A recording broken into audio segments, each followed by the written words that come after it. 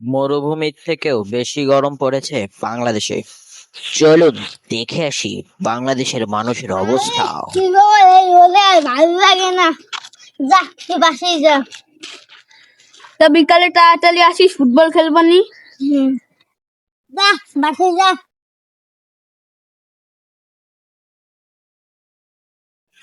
তাহলে তুই বাসায় যা।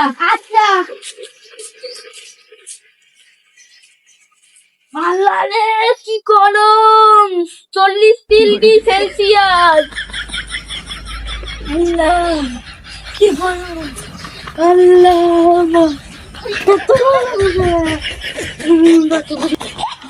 আল্লাহ, আমি মনে হয় বাসা পর্যন্ত যাইতে পারবো না। আল্লাহ, তুমি কিছু করো। আল্লাহ, আল্লাহ, কি গরম, যাই ঠান্ডা চাইলে ঘুমাই।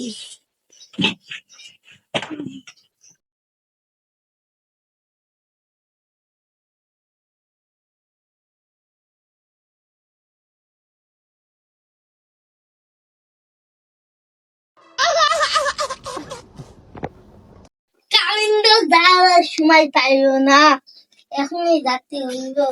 যা, আমি কি করবো, আমি গরমে ঘুমাতে হবে। দূর, এই কারেন্টের দ্বারা ঘুমাতেই পারি না।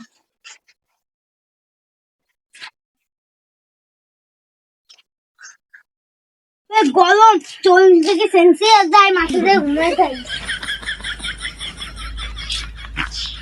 আল্লাহ, আল্লাহ রে বাঁচাও।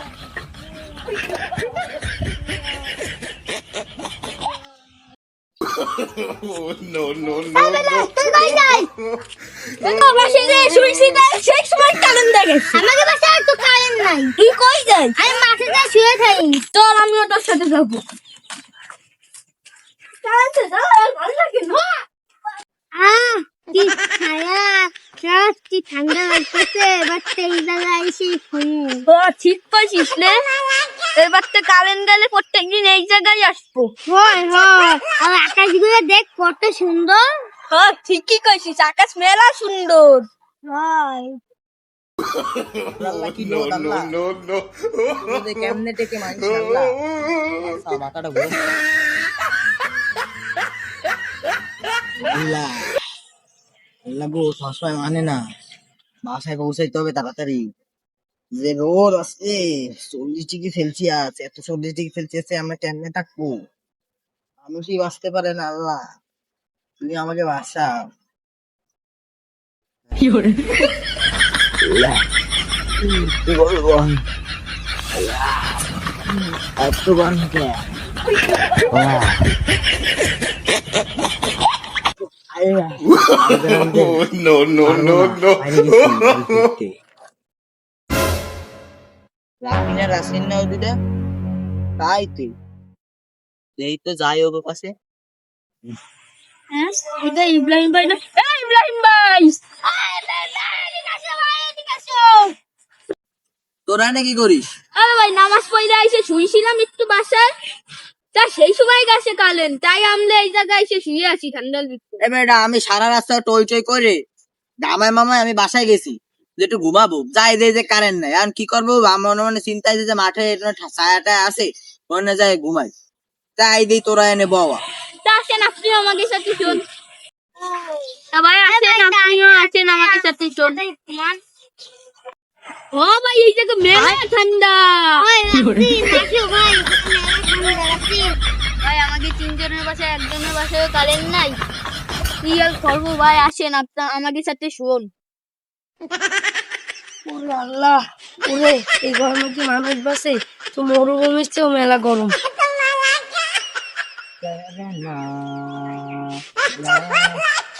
এত গরমে গাছের তলায় বসে পেয়ারা খাওয়ার মজাই আলাদা। আহ, বাসাও নাই কারেন্ট, দূর আর ভালোই লাগে না। সাকিব না? সাকিব, হ্যাঁ, এই তো কি হয়েছে? এনে কি করিস তুই? আরে বেটা, যে প্রচুর পরিমাণ গরম পড়ছে, এই জন্য বসে বসে পেয়ারা খাচ্ছি। তোকে বাড়ি কারেন্ট আছে না? বেটা, এসির ভিতরে একটু শান্তি করবো, সেই এসিটাও কারেন্ট নাই, এসি চলবে কেমনে? তোরা নিয়ে আছে সুজি করে, তোর সাথে একটা কথা আছে। ঠিক আছে, চল এক জায়গায়, ভালো এক জায়গায় চল। তোর কই যাচ্ছিস? বললাম না যে। এই গরমে কই যাস?